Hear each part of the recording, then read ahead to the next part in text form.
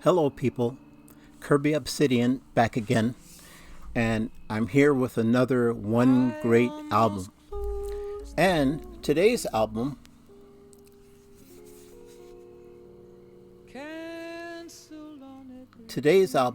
is Joni Mitchell's Mingus album. Now, there's so many best of videos out there talking about, the best jazz albums, the best rock albums, the best Joni Mitchell albums, etc. And I love those lists. I look them up frequently, and I'll probably do some myself. But the one big problem with them is all the attention goes on one album and others are overlooked. So one of the things I aim to do with the station and this feature is to focus in on some of the lesser known albums. And this Joni Mitchell album is one of my favorites, and it has a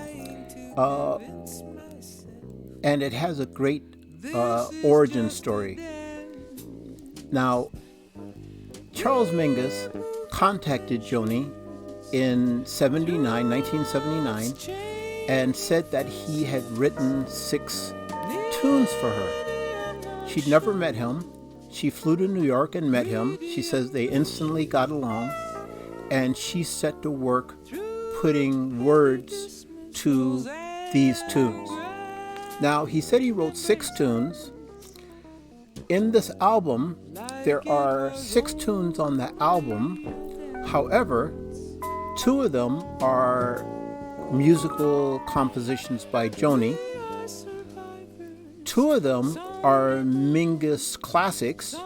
Notably, in particular, they are Goodbye Pork Pie Hat and The Dry Cleaner from Des Moines. So only 2 of the songs are from among those 6. And those would be Sweet Sucker Dance and A Chair in the Sky. So one of the questions I'm left with is, what happened to the other 4? Did Joni ever record them? Were they recorded by anyone else? And I don't know. I haven't researched it. But I do know that this album was completed after Mingus passed away. Joni notes that he heard all but one of the tunes. The one he didn't hear was one of her compositions, which was God Must Be a Boogeyman. And she says that she thinks he would have been tickled by that one. But he heard the rest of them, approved, and he died in 1979 in Mexico. So, Joni puts together this amazing album. Now, for those of you who don't know, Joni Mitchell has a long relationship with jazz. She says that as a child, or teenager perhaps, she listened quite a bit to Miles Davis's Kind of Blue. And throughout her career, she's used jazz artists to back up her singing and performing on her albums and in concert. Notably, she's used Tom Scott and the LA Express, and she used members of the Crusaders quite a lot. And then she she connected with Jaco Pastorius. I know he appeared, I believe, first time on her Hijira album, which is another one of my favorites. And then on this album, he has a prominent spot.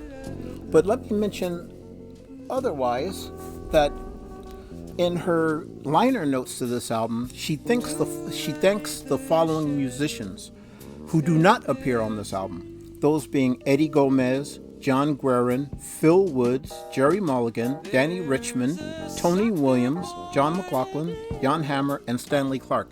Those are all artists who she did earlier takes, exploratory versions of these songs with. But finally, when she actually went to getting these final cuts, here are the musicians she works with. Jaco Pastorius and 2 other members of Weather Report, Wayne Shorter and Peter Erskine. And then she also worked with Don Elias, Emil Richards, the 2 of them on congas and percussion. she has another credit here for wolves, because one of the tunes is The Wolf That Lives in Lindsay. That's the other composition by Joni. And there's wolves in the track, so she credits them. And then Herbie Hancock. Herbie Hancock is on keyboards throughout this album. And, that alone would be reason for me to buy and love this album.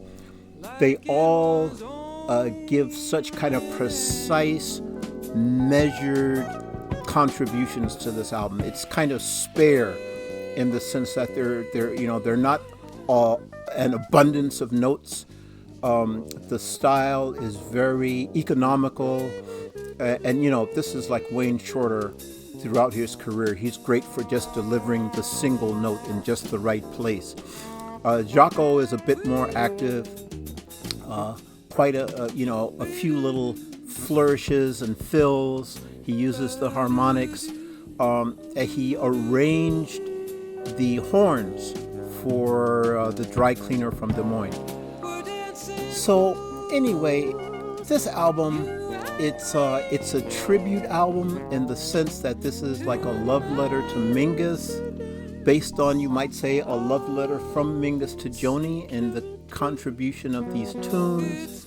It's a melancholy album. It's a sweet album. And one of the reasons it's one of my great favorites is that it's both a Joni Mitchell album and, in my view, it's also a Charles Mingus album.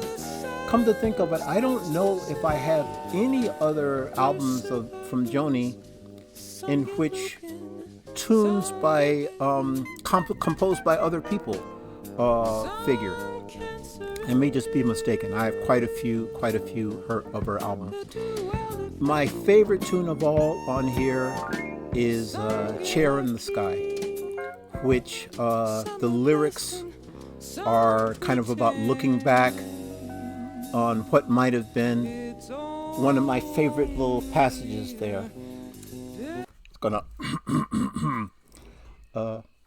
some things I wish I'd done, some friends I'm gonna miss, beautiful lovers I never got the chance to kiss, daydreaming drugs the pain of living.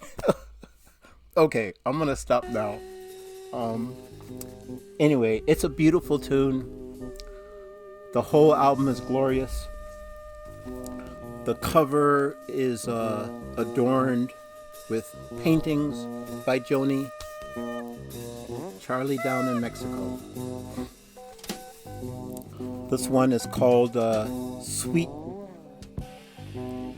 Sucker Dance. Okay, folks, that's it. That's one great album. I'll be back with more. Thanks for joining in. Bye for now.